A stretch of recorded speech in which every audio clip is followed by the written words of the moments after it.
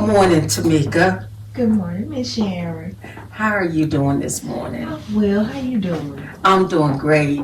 I want to thank you first of all for sharing your time as a caregiver. Yes, ma'am. Of course, this coming month in November, we'll be discussing National Family Caregivers Month all across our great country. And I wanted them to see that it's African Americans out there that's caregivers as well. Yes, A ma'am. lot of times they don't see us, Tamika, and I wanted them to see the real caregivers that's at home doing the best they can, Right. trying to take care of their loved ones. Absolutely. And that's like yourself and so many others. Yes. We need to bring awareness to caregivers because we got 55 million caregivers across this great country. 55 million, that's a lot of people giving unpaid for care, Right. saving billions of dollars. And so I wanted to bring you to the mic today because what you're doing is major, taking care of someone. Well, first of all, I want you to tell me what you feel like being a caregiver. What do you, how do you feel being a caregiver? And be honest, because you're not going to be able to help somebody else Right. if you're not honest. Right. Well, it has its days, honestly. Some days I want to do it, some days I don't, but hey, what choice do I have? So, my dad, he was diagnosed with dementia about 3 years ago. And so, I'm the only one decided to step up and help take care of him. And it's been challenging. I know it very has. challenging. Now, how many kids do your dad have? Oh my gosh. To my knowledge, I'm going to say 6, Okay. maybe 7. Well, where do you fall in that line? Are you the baby? Yes, I'm the very last child. You know, a lot of times it always end up that way. Yeah. You being the girl and you being the baby. Right. Are you married? No, I'm single. Yeah, they think that they can run your life because you don't have a husband or whatever, Yes. and that you got the time to do it. Right. And he has always been overprotective of me, even now, at this Yes, stage. yes. Still the same. Well, sometimes our family members, they baby that baby daughter, so that's not unusual. Yes, ma'am. But at the end of the day, it's a situation that caregivers need to support each other. Siblings need to sit down and have that family discussion, and they need to work things out with you. Even though you might be getting the whole check when he gets it, the thing is that he stays with you. So you're his total obligation, and he's dependent on you Right. in order to care for him. So, I still think other siblings need to step in and actually help as well. Yes, ma'am. Well, that's another story. However, yeah, I can only ask, and it's a lot of them just not wanting to deal, or just them not having the time. Right. Yeah, so everyone has their own life to live, and so, I'm not gonna force it upon nobody. But you're a sweet baby, the Yeah, baby daughter. yeah. One of the things that I call my podcast, this is episode 6, I call my podcast mental health and self-care for caregivers. And just like you said, and you were talking just now, it made me think about self-care. Okay. And I'm thinking about, when do you have time to think about yourself? Rarely. You got a small child? I do. Yeah, how old is your baby? She's 5. 5 years old. Yes, ma'am. That's the only child you have? Yes, ma'am. Yeah, and so you took it upon to bring your daddy in your household. Right. And You got him out of the nursing home. They had him in a nursing home, I right? did. He was in the nursing home for 3 months. For 3 months. Yes, ma'am. And you couldn't stand to see him like I that. couldn't take seeing the conditions he was in, him not being changed properly. He was being fed, but in my opinion, he wasn't being fed enough. And he was also sharing a room with another individual. So, and I just didn't like the way they didn't keep the place clean, you know? Right. So, and his condition overall, his health, it was just fading. He was deteriorating. It was. His thrive to live was Yes, ma'am. leaving. Yes. And you witnessed that. Yes. And it just broke my heart. I couldn't take it no more. So you went and got your dad. I did. And what did you do next? So we was, at that time when he was in the nursing home, he was going through a process with the courts of conservatorship. And so we went through that, got a victory on that. Conservatorship, yes ma'am. It was passed on to me, and then I worked towards on bettering the conditions of his home, because he's a homeowner. And his home was vacant for quite some time.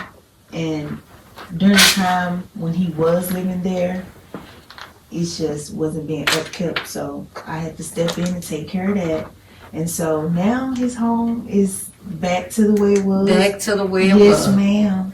And Because now, of his baby. yes, and his health has just, Shut up. yes, So ma'am. yeah. A will to live and a will to thrive. Uh-huh. Because of you. Yes. Yeah. Because when he was in that nursing home in Sharon, he couldn't walk. No, he could. He couldn't walk. He could barely stand. He was heavily sedated. And he was just depressed. Didn't want to be there at all.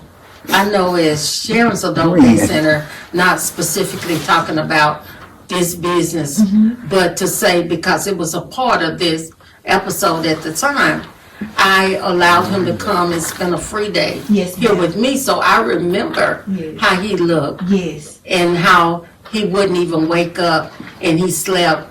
Now he won't sit down. Lord Jesus. But, but that's the kind of stuff. That's love. Yes, ma'am. And that's really giving him a quality of life. That's what I'm saying. I noticed that when a loved one have a break, maybe from a family member for up to 8 hours, but then they ready to go home. And they ready to be back in their living space. Yes, ma'am. And you got a different daddy. He's so loving and funny He and is. caring. We just love him to death. He is. But, and I thank you, but I want you as a caregiver to look and assess the type of ways that you're taking care of yourself with self-care, because that's definitely important, especially with you being a young woman. You're not married, No, ma'am. got a baby, Yes, ma'am. and that's in school, and you have to do all those things Yes. and get your dad ready to, and I just applaud you as a caregiver. I really do. Yes, When you show your face, and I said, wow, she's doing it, But you don't get but one daddy, and you don't get but one mama. Yes, ma'am. So I can understand I take where that you with going. me every day. Yes, you Every do. day. Yes. Because, I break down sometimes. It's hard. It's hard. Yeah. And I don't know. I just say, God, if you just give me the strength to just keep moving forward, it will be okay. It will be okay. Well, see, I'm just glad that you were able to reach out and get some type of help. Even if it's nothing but 8 hours a day or whatever it is, at least you got some time to yourself Yes, ma'am. to do some self-caring things that you need to do for you. But most people don't have that. Right. And we got so many people. Right now, I wrote down, in the state of Tennessee, we have 1 million caregivers, and they're doing 570 million hours of free, unpaid caregiving services. Wow. Ain't nobody getting paid. So we're saving government people money. So my thing is to let them know that, so they will start supporting and giving you all things that you can have in order to take care of you, as well as taking care of the person that you're caring for. And, you know, and it said we got $12.3 billion of unpaid care. That's how much money they're saving, $12.3 billion. That's a lot. Now, what if the government had to spend out that to take care of all the people that family members are taking care of? So I'm so glad that they will pay in the state of Tennessee.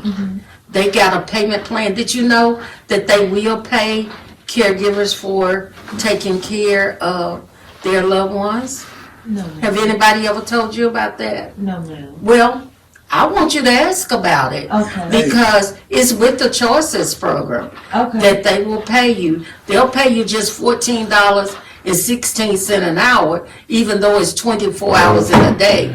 They will only pay you for 8 hours of that. Okay. And they will still let him come to the day center for 8 hours too. Did you know that? No, ma'am. See, I was told about the home respite program, but they didn't say. They said that I had to hire someone else, that I myself couldn't do it because he lived with me, and it couldn't be a family member. Well, I just know that I ran into some people that's caregivers that's getting paid by the government to take care of their loved ones, and they're still able to come to the day center. And that's happening right here in this facility and so many other facilities. So maybe you might need to ask again and maybe put it into perspectives like I put it in. Yes, ma'am.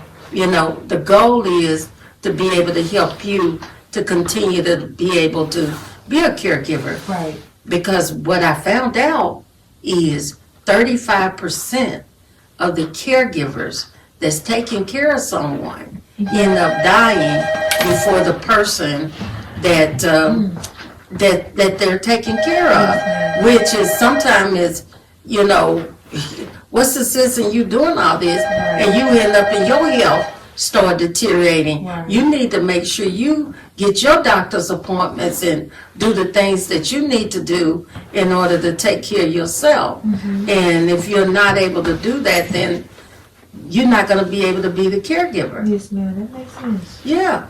So, you know, just to kind of bring you up to date on some things. Okay. But, you know, have you ever tried to sit down with your siblings, have a family meeting? Yes, we do. Well, no, I hadn't, but I'm sure no one would show up. But you know what? We can't assume until we try. And then once we try, we know we tried to do it and they didn't come. We can't say that, no, they're not going to come if we never tried. Right. So I'm just saying that because I want you to reach out to them. I don't want them to have a thing to say, she never said anything. You know, some people, some caregivers I watch are over-possessive. And what I mean by that is, you know, they think nobody can't do it but them. And so everybody else will step back on you. But if you bring them and say, I think this is something that we need to do, have a family discussion, give you some weekends off or whatever, maybe you and your daughter might want to do something or whatever. And also in the Choices program, they will provide you 9 24-hour days a year to let you utilize respite care in like an assisted living facility where he can go somewhere else and actually give you a break. And I want to make sure you know that. Yes, ma'am. Now, every year on January the 31st, that year ends and another 9 days starts. So if you don't use those 9 days, they're just put back in the pot. Right, expired. Yeah. Yes, ma'am. I heard of that. So you heard of that. Yes, ma'am. I want you to be able to be aware of everything that you can and can't use, that I know about. Right. I want to be a resource for you, Yes, ma'am. you know, but this National Family Caregivers Month, I want to recognize caregivers out there that's taking care of family members, that's saving this country billions of dollars for doing the work. Even though this might be your parent, you still doing the work. Right. This is your life. And you giving up some of your time Yeah. in order to do it. So we appreciate you, nursing professionals like myself and so many others that's out here doing it day in and day out. We take care of them for 8 hours. We can tell what you're going through for the other 16 hours. Yes, ma'am. Because it takes 24 hours in a day. The clock don't stop. Never. No, the clock don't stop. Never. So, you know, I want to thank you for taking time to come out today. Yes, ma'am. And I want to know, is it something you want to say from your heart to other caregivers' hearts out here that comes from Tamika heart to say about caregiving?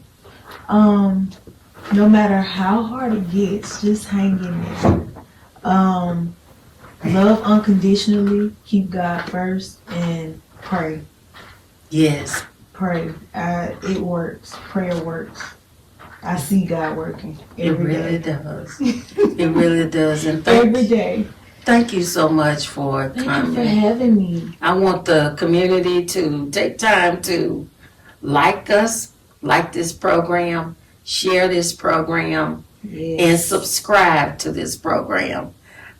You know, it's been very beneficial for me to learn about what people are going through in the community. And so I just say, support a caregiver in your community, in your neighborhood, in your family, in your church home, wherever you might be. Let's support someone else and take care of those who once took care of you. Thank you again for watching.